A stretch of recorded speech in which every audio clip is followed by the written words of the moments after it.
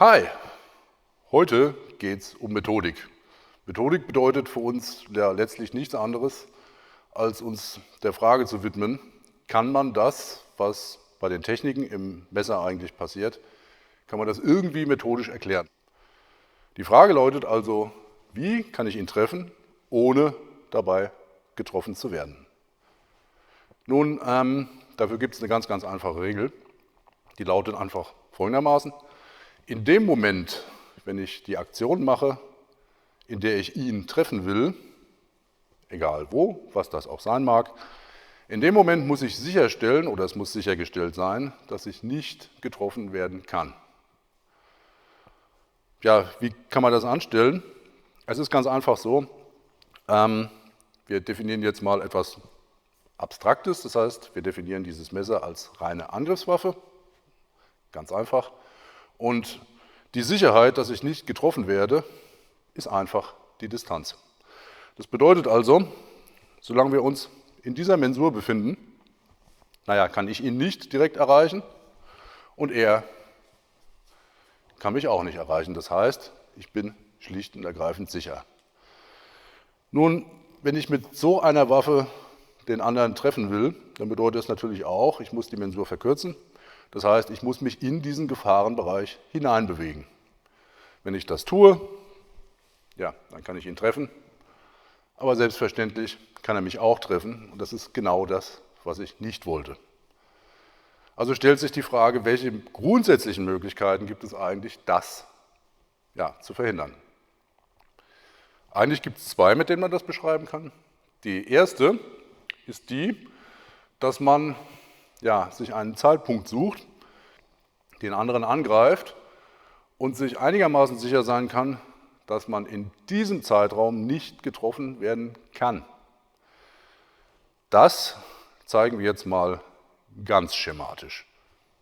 Solange er sich in dieser Position befindet, werde ich natürlich kaum eintreten können, ihn hauen und wieder aus dem Gefahrenbereich herauskommen, denn er ist ja derzeit in der Position, in der er jederzeit zurückschlagen könnte.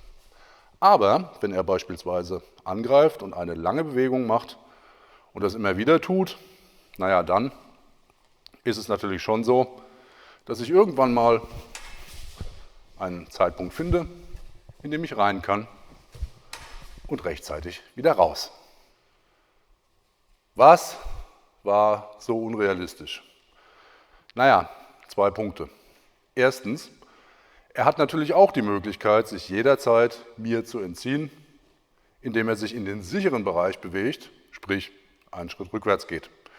Wir machen das Ganze jetzt also nochmal, nur mit dem kleinen Unterschied, dass er nicht einfach stehen bleibt, wenn ich angreife, sondern sich entzieht. So, ich greife an. Das war der erste Schwachpunkt.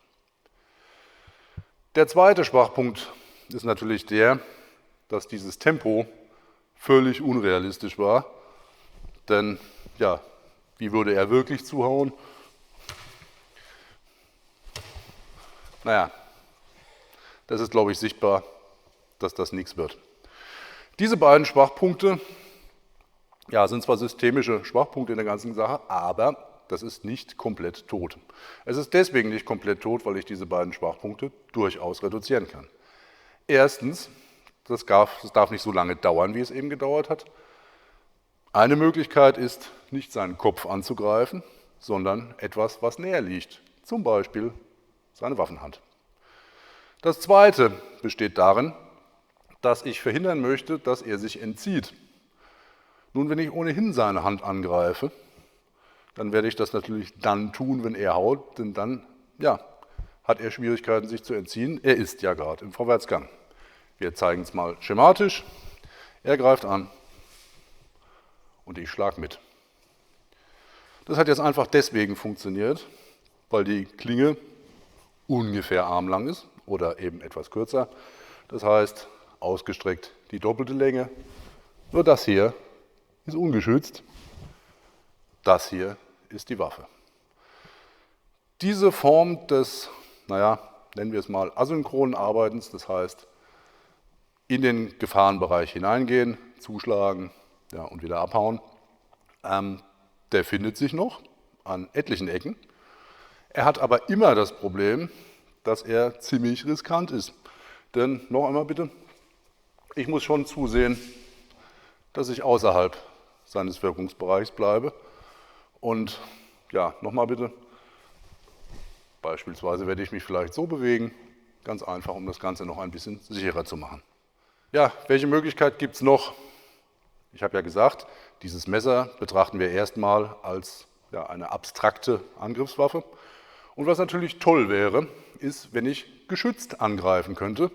Und dieses geschützt angreifen symbolisieren wir jetzt einfach mal durch diesen Buckler. Das ist einfach ein Schild. Wir haben also, wie gesagt, rein abstrakt, ein Schwert und ein Schild. Das Tolle dabei ist, dass ich gleichzeitig angreifen kann und dabei geschützt bin. Wir machen also die gleiche Situation, die wir eben hatten, ja, jetzt nochmal. Ich will sagen, er greift mich an und ich greife wiederum seinen Arm an. Nur jetzt habe ich den Vorteil, dass mir dabei nichts passieren kann, sein Arm jedoch getroffen wird. Nun, dieses Schild, dieser grundsätzliche Gedanke, angreifen zu können und dabei geschützt zu sein, ist uralt. Es gibt eigentlich keine Kultur, oder ich kenne zumindest keine Kultur, die nicht ein Schild erfunden hätte.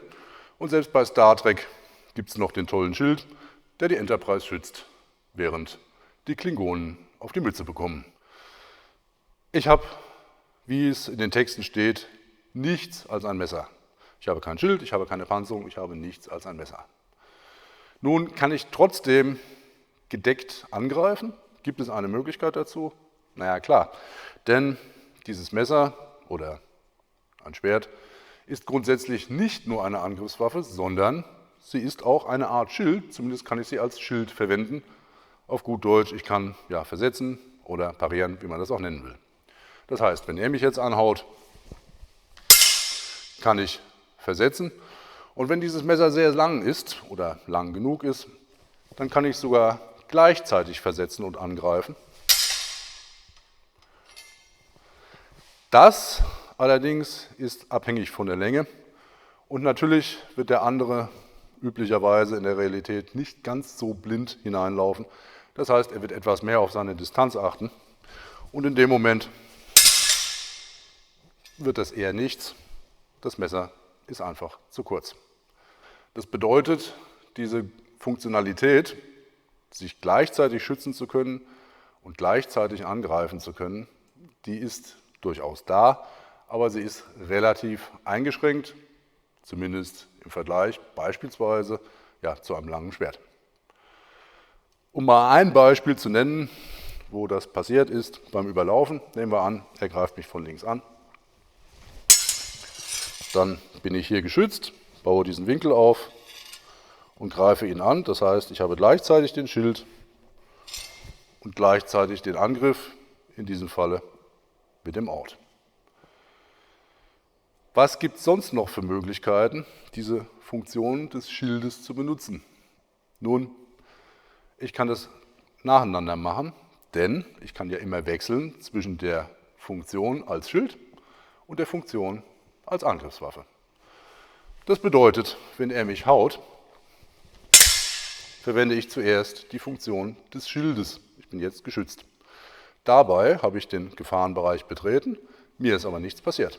Das heißt, ich kann ihn jetzt mit der Waffe erreichen. Um das zu tun, muss ich die Funktion wechseln, das heißt, ich wende das Messer, mache es zur Angriffswaffe, ja, und schon habe ich ein Problem. Denn den Grundsatz vom Anfang, immer nur den anderen zu treffen, wenn sichergestellt ist, dass ich nicht getroffen werden kann, den habe ich eben verletzt. Es geht aber trotzdem. Und es gibt wieder zwei Möglichkeiten.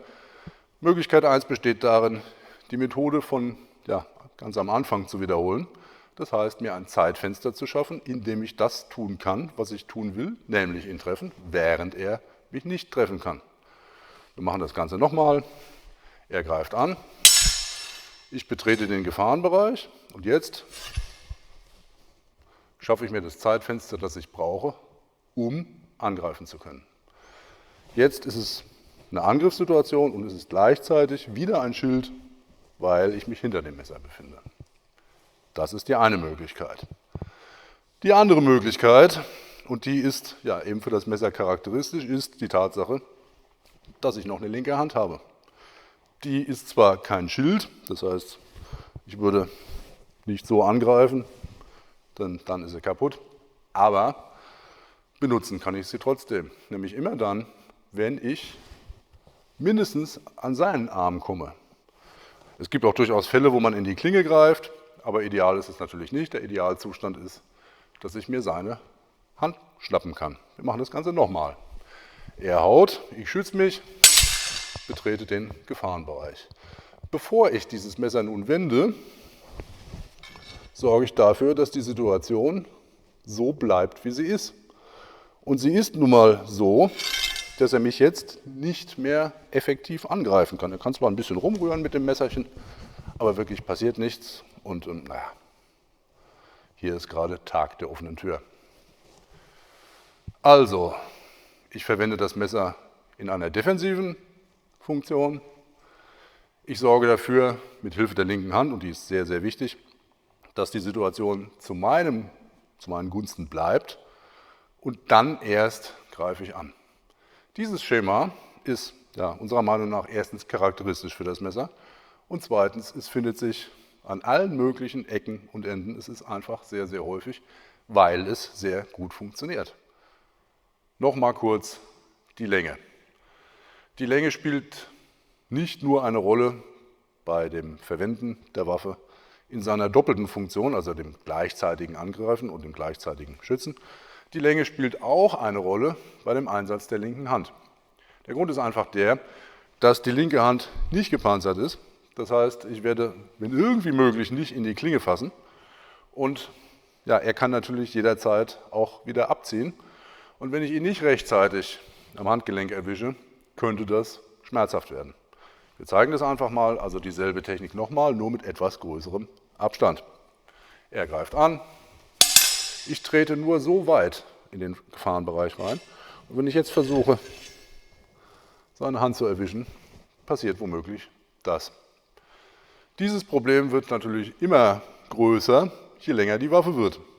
Erstens. Zweitens, man muss sich auch darüber klar sein, dass es nicht sinnvoll ist, nochmal bitte, sehr weit vom Gehilz des anderen zu versetzen, denn ich will ja hier hin. Das heißt, mein Versatz wird sich eher daran orientieren, wo sein Gehilz ist. Ich will nah an seine Hand rein. Nochmal bitte. Das hier ist mir wesentlich sympathischer. Jetzt kann er zwar ziehen, aber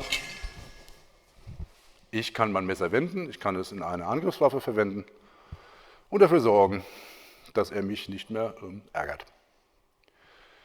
Die linke Hand kommt sehr, sehr, sehr häufig vor beim Messer. Deswegen ist sie so charakteristisch. Und ja, wir zeigen mal noch ein weiteres Stück, wenn er beispielsweise von oben haut und ich nur aufziehe und auf seine rechte Seite will, dann ist es natürlich auch wieder sehr sinnvoll, die linke Hand zu verwenden. Und auch hier gibt es wieder zwei Varianten. Ich kann erstens seinen Arm wegstoßen und dann zu seinem Arm beispielsweise nachschlagen. Das heißt, ich versetze, mache das. Oder, naja, Variante 2. Variante 2 bedeutet, ich behalte die Kontrolle. Beides geht. Entscheidend ist, dass ich die linke Hand benutze. Und das ist natürlich, wie wir gesehen haben, insofern nicht ganz einfach, dass es relativ schnell gehen muss und man muss dem anderen relativ nahe kommen, was dann wieder, ja, die Länge, die kürzer ist, bevorteilt, denn je länger die Waffe ist, desto mehr habe ich Probleme, wenn er mich nochmal von rechts haut beispielsweise, hier unten drunter durchzuwinden. Das ist ein typisches Ziel. Und weil wir gerade bei den Zielen sind, zu guter Letzt die Blößen des Messers. Denn die Blößen des Messers sind andere Blößen als die des Langschwerts und das aus gutem Grund. Es gibt die obere Blöße, die untere Blöße, die innere Blöße und die äußere Blöße. bitte mal posieren. Die obere Blöße, kann man sich ja denken, ist der Kopf. Die untere Blöße ist das vordere Bein. Die innere Blöße, die ist hier der Unterarm und die äußere Blöße ist dieser Unterarm. Danke. Das passt natürlich perfekt zu der Methodik, die wir eben vorgestellt haben.